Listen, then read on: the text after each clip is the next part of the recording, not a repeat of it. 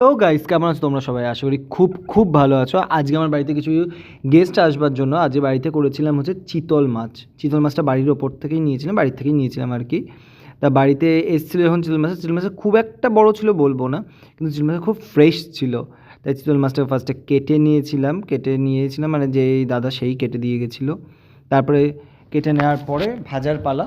ভেজে নিয়েছিলাম চিতল মাছটা ভাজার পরে ফার্স্টে ভেবেছিলাম যে মুইঠা করবো, মুইঠা করবার মতো এটা চিতল মাছ নয়, কারণ চিতল মাছের পেটি আরও বড় হতে হয়।